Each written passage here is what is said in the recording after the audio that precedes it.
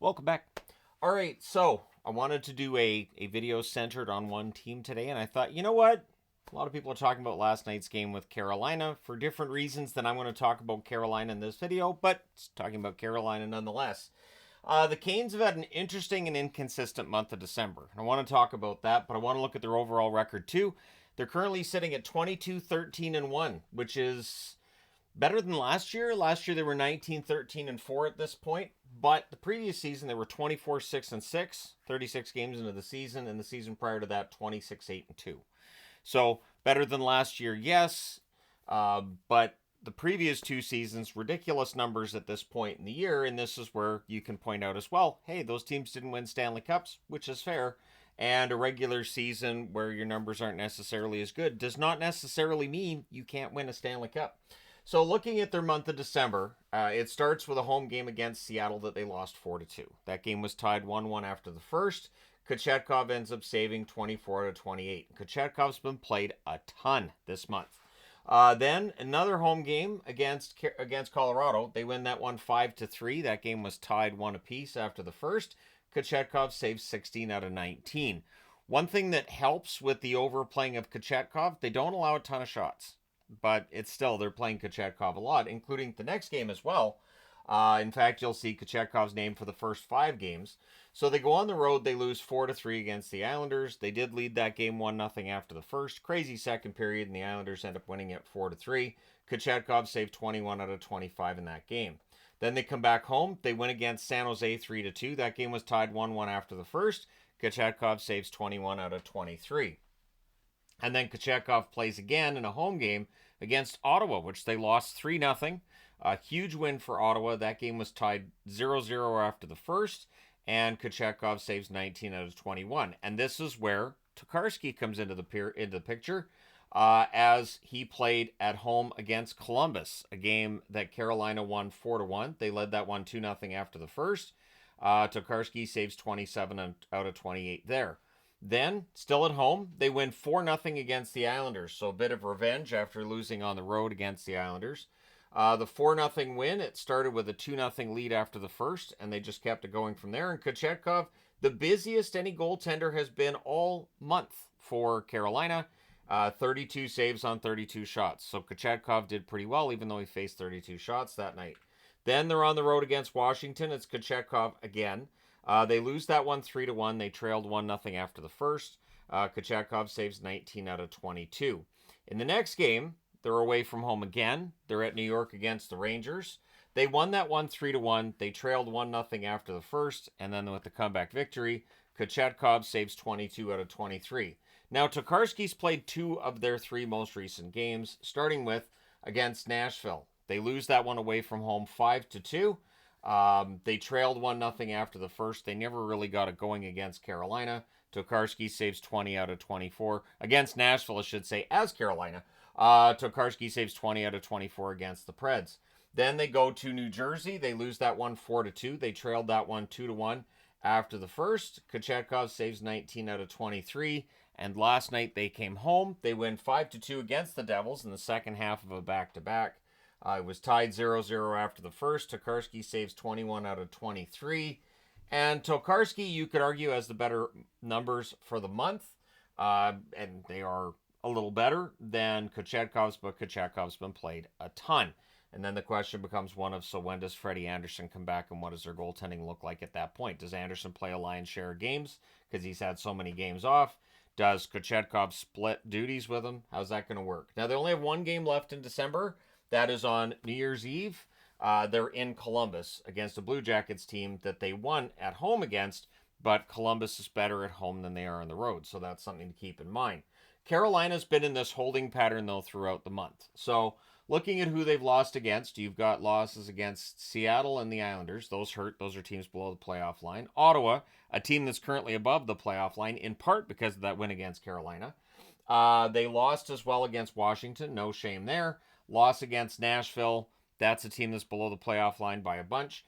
And I also should mention that, yes, Nashville does have a good record against teams that are amongst the best in the league.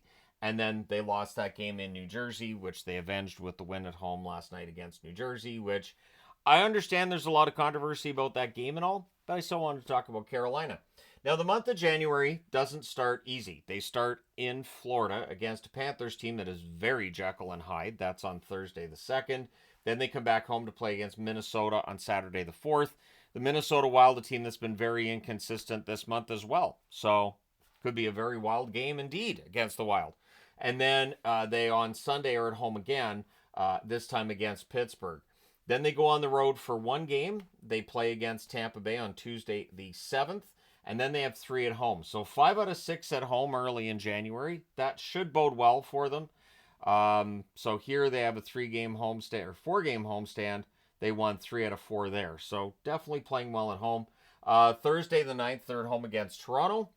Friday the 10th, they're at home against Vancouver. Vancouver's a very good road team. Keep that in mind, as bad as they are at home.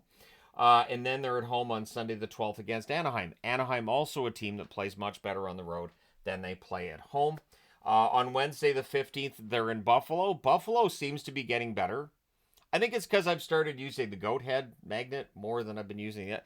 And for anybody who's paying attention, I've been using the goat head magnet a lot to try to get them going because, I mean, I'm superstitious. Why not? And then at home on Friday the 17th, Carolina plays Vegas. And Vegas has been good at home. They've been good on the road. They are a very difficult team to beat. So this is not an easy schedule by any stretch, but they do have some games here at home that should help their record. Carolina has been in this holding pattern. I don't think they're in any danger of falling out of the playoff chase anytime soon, but they do need to win more regularly. They can't afford to keep being 500 through the rest of the season. Now, this month's scoring, Aho leading the way for Carolina. In 12 games, he has 5 goals, 8 assists, 13 points.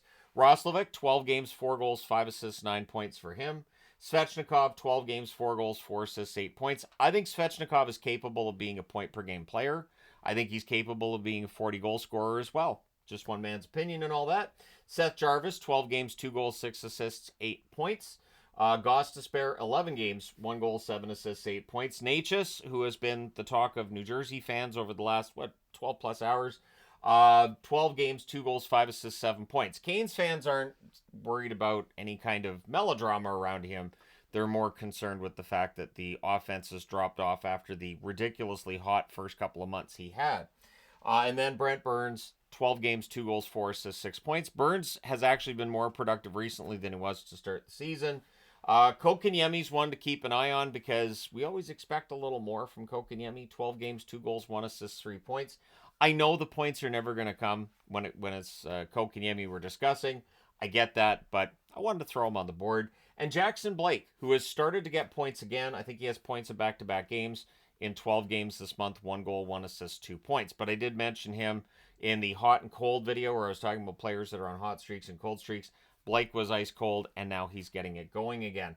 Kochetkov, 4-5 this month, 894 save percentage. Tokarski, 2-1 with a 907 save percentage. Tokarski looked good last night against New Jersey. I think he's earned himself some more starts. When Freddie Anderson comes back, I guess Tokarski ends up in the AHL, but he's been pretty solid for them, and it's greatly appreciated, I would think, by Kochetkov as well as by Canes management. Now, the team itself is 6-6 this month. Goal scoring, they've scored 34 goals. They've allowed 32, so right around equal on that in that regard. But their special teams are still very good. Their power play at 23.5% this month, and their penalty kill, a ridiculous 96.4% since the 1st of December. So the special teams numbers are still very good. And their shots, they're getting almost 30 shots per game at 29.9. They're allowing 24.4 shots against per game. So Carolina is still playing well. They're just not necessarily getting the wins. And this is where it becomes a matter of Rod Brindamore making sure guys, stick to the plan. And eventually those goals will start to come for some of these guys again. And you'll see them pulling their way out of this mess. Unless they get into bad habits trying to get out of this mess, which is where coaching is really, really important. Make sure guys don't get into bad habits, trying to force plays that aren't there. Now, for cap space, they have $1,574,342 currently, according to Puckpedia. So they're not really in a position to add anybody at this point in time, but I do expect them to be somewhat aggressive come trade deadline because this team's been in contention for a long time, and they have not been able to get far enough. They've not had a Stanley Cup final appearance, and it feels like with some of the numbers this team's put together in the regular season over the last half decade, there should at least be one Stanley Cup final appearance somewhere in there, and it's not there. Now, they're pending UFA list just because why not mention it? Roslovic is a pending UFA.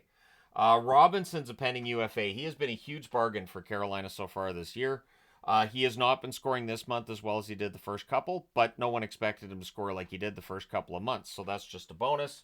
Orlov's been excellent. I think they'd be smart to try to negotiate some kind of an extension with Orlov. Early on in Orlov's career in Carolina, it looked like it might not fit, but it's fit pretty well this year. Brent Burns, maybe this is his last year. Maybe he keeps playing. We'll see. I don't think Carolina necessarily puts up big money to bring Burns back, but they might bring him back. And Freddie Anderson, probably in his final year as a Carolina Hurricanes goaltender, because he does get injured regularly. And I think the Canes will look for somebody a little more steady. The one thing that I do wonder with this team about is the goaltending. Freddie Anderson can be quite good, absolutely, but you're always looking at him as being close to his next injury. Kochetkov, unproven as a playoff goaltender in general. And, I mean, Tokarski has some playoff experience if they end up needing to go to him at some point. We shall see. But Tokarski, of course, is on an expiring contract because they signed him for that goaltending depth so they could send Martin down.